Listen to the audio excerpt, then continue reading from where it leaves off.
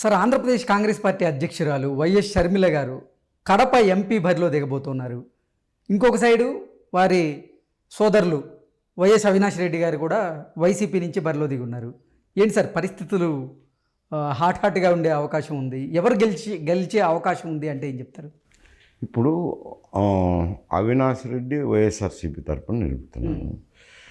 Congress party తరపున షర్మిల గారు నిలుస్తున్నారు అభ్యర్థిగా.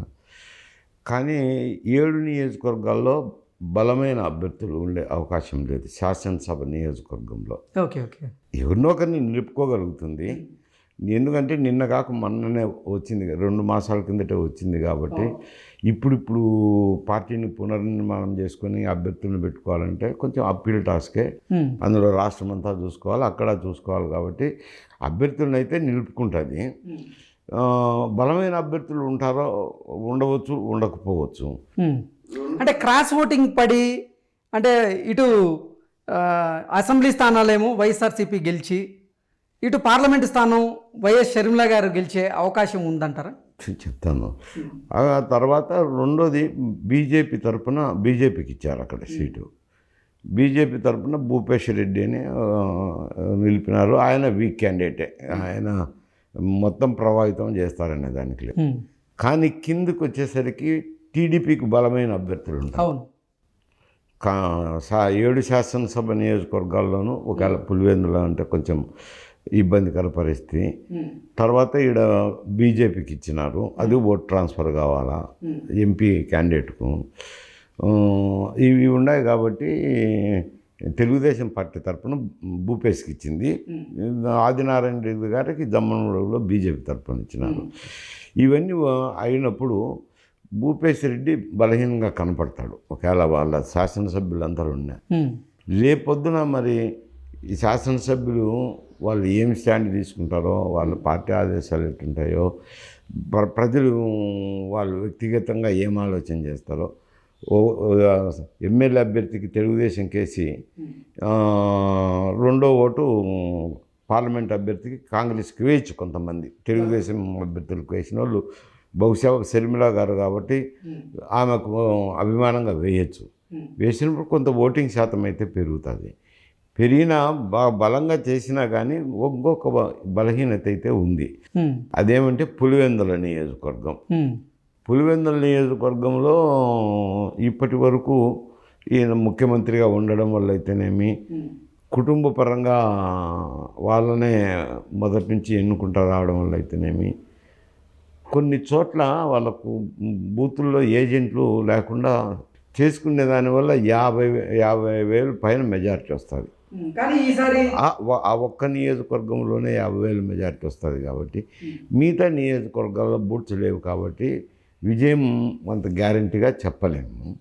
మరి అనూహ్యమైన గాలి వచ్చి ఏదన్నా వస్తే మిగతా నియోజకవర్గాల్లో వస్తే అటువంటిది మార్పు వస్తే చెప్పలేను. కానీ ఈసారి అసలు పులివెందుల నియోజకవర్గంలో జగన్మోహన్ రెడ్డి గారికి ఎదురుగాలి వీస్తోంది, వ్యతిరేక పవనాలు వీస్తున్నాయి అంటూ కూడా కొన్ని వార్తలు అయితే వస్తున్నాయి. అక్కడ పులివెందుల ఓటర్లు వైఎస్ జగన్మోహన్ రెడ్డి మీద ఎదురు తిరుగుతున్నారు, వారు తీవ్ర వ్యతిరేకతతో ఉన్నారు, అసహనంతో ఉన్నారు అంటూ కూడా కొన్ని వార్తలు అయితే మనం చూస్తూ ఉన్నాం. సార్, నిజంగా పులివెందుల నియోజకవర్గంలో జగన్మోహన్ రెడ్డి గారికి వ్యతిరేక పవనాలు వీస్తున్నాయా అంటే ఏం చెప్తారు? అక్కడ అభ్యర్థి ఒక బలమైన అభ్యర్థి ఉండి నియోజకవర్గం అంతా తిరగలిగి ప్రతి బూత్లోనూ ఏజెంట్లను నిలుపుకోగలిగిన స్థాయి నాయకుడు ఉంటే ఆ పరిస్థితులు వేరు. నువ్వు చెప్పేటన్నీ వస్తాయి. ప్రజల్లో ఉండే వ్యతిరేకత అయితేనేమో, అసంతృప్తి అయితేనేమో, అసహనం అయితేనేమో ప్రస్ఫుటమవుతాయి. కొన్ని చోట్ల ఏజెంట్లే లేకుంటే స్టాంపింగ్ చేసుకుంటే నీ అసహనాలు ఏమవుతాయి, ఏం కావు కదా అంట. అందువల్ల నేను ముందే అన్నాను, కొన్ని స్టాంపింగ్ చేసుకుంటారు, దానివల్ల 50,000 వస్తాయని చెప్పి. ఓకే, అంటే పులివెందుల్లో రిగ్గింగ్ జరిగే అవకాశం ఉందంటారు ఈసారి కూడా? తప్పకుండా. ఎందుకంటే సతీష్ రెడ్డి ఒక మండలంకు స్థాయి నాయకుడు వైసీపీలోకి వెళ్ళిపోయినాడు. ఇట్లా కొన్ని పరిస్థితుల వల్ల పూర్తిగా అన్ని చోట్ల ఏజెంట్లు ఉండే అవకాశాలు లేకపోవచ్చు, లేని చోట ఇటువంటి జరగచ్చు. జరిగిన దానివల్ల 40,000-50,000 రావచ్చు. అంటే ప్రజాస్వామ్యబద్ధంగా ఆయనకు ప్రజలు ఓట్లు వేసినారా అని అంటే అది కాదు. ఏదో ఒక విధంగా మెజారిటీ వస్తుంది. ప్రజాస్వామ్యంలో ఏ విధంగా మెజారిటీ వచ్చినా అది మెజారిటీనే కదా. ఓకే, ప్రజలు వేసిన ఓట్లు కాదు, రిగ్గింగ్ చేసుకొని అది నేను ఆ మాట అన్ను అంత దూరం నోటితో ఏ విధంగా వచ్చినా అవి ఓటే కదా అంటే కానీ ఈసారి బలమైన అభ్యర్థి ఉన్నారు కదా సార్, బీటెక్ రవి. ఎప్పుడూ లేని విధంగా అక్కడ టీడీపీకి కార్యాలయాన్ని కూడా ఆయన ఏర్పాటు చేశారు.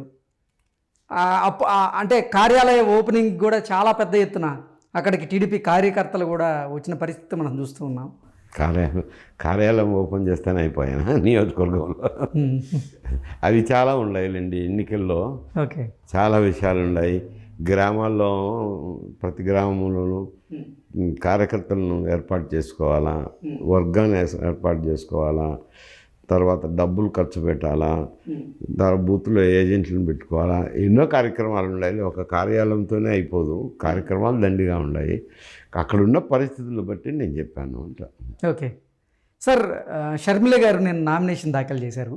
నామినేషన్ అఫిడవిట్లో ఆవిడ జగన్మోహన్ రెడ్డి దగ్గర నుంచి 82 కోట్ల రూపాయల అప్పు తీసుకున్నట్లుగా నామినేషన్లో ఆవిడ పొందుపరచడం జరిగింది ఆ అంశాన్ని. అలాగే తమ వదిన దగ్గర 19 లక్షలు కూడా అప్పు తీసుకున్నట్లుగా నామినేషన్లో ఆవిడ అఫిడవిట్లో పొందుపరచడం జరిగింది. ఏంటి సార్ ఇది? అంటే నిజంగా జగన్మోహన్ రెడ్డి సొంత చెల్లెలికే 82 కోట్ల రూపాయలు అప్పిచ్చే పరిస్థితి వాళ్ళిద్దరి మధ్య తలెత్తుతోందా? వాళ్ళిద్దరి మధ్య ఉందా అంటే ఏం చెప్తారు? వాళ్ళు ఏమిటికి రాసుకున్నారో కుటుంబ బాగా పరిష్కారాలు. నేనేం పెద్ద మనిషిని కాదు వాళ్ళ. ఎందుకంటే అంత సమస్య వచ్చింది కూడా బాగా పరిష్కారాలలో భాగంగానే ఈ సమస్యలన్నీ ఉత్పన్నమైనాయి. తర్వాత రాజకీయం కూడా తోడైంది. రాజకీయ భాగస్వామ్యం కానీ ఆస్తుల భాగస్వామ్యం కానీ సక్రమంగా పంపిణీ జరగలేదనేదే కదా అక్కడ ఉండేది. మరి అవి అకౌంట్లు ఎట్ట ట్రాన్స్ఫర్ చేసుకున్నారో ఏమిటికి చూపించుకున్నారో అది వారిద్దరికి తెలియాల్సిందే కానీ నేను చెప్పలేను అంట. ఓకే, తనకి, తన పిల్లలకి, తన కుటుంబ సభ్యులకి ప్రాణహాని ఉంది అంటూ కూడా వైఎస్ షర్మిల గారు సంచలనమైనటువంటి వ్యాఖ్యలు చేయడం జరిగింది. ఏంటి సార్, దేన్ని దృష్టిలో పెట్టుకొని ఆవిడ ప్రాణహాని ఉంది అని చెప్తున్నారంటే? ఇప్పుడు కుటుంబంలోనే ఒక బాబాయ్ గారు చనిపోయినాడు, హత్య గావించబడినాడు. రాజశేఖర రెడ్డికి సొంతం తమ్ముడే కదా. అటువంటి పరిస్థితులు ఉన్నప్పుడు నాకు కూడా హాని జరగచ్చునని అప్రహెన్షను. దానివల్ల బందోబస్తు కోసము మరి దేనికోసమో రాసుకుండొచ్చు ప్రాణహాని ఉందని. 7 శాసనసభ నియోజకవర్గాల్లోనూ ఒకవేళ పులివెందుల అంటే కొంచెం ఇబ్బందికర పరిస్థితి.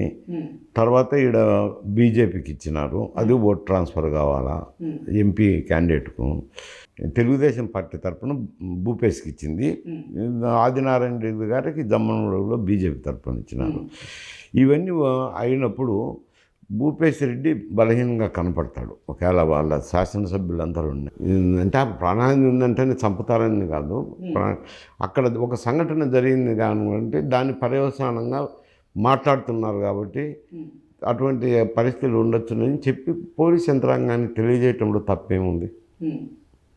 దాని మీద పోలీస్ యంత్రాంగం రియాక్ట్ కావాల్సి ఉంటుంది. ఓకే.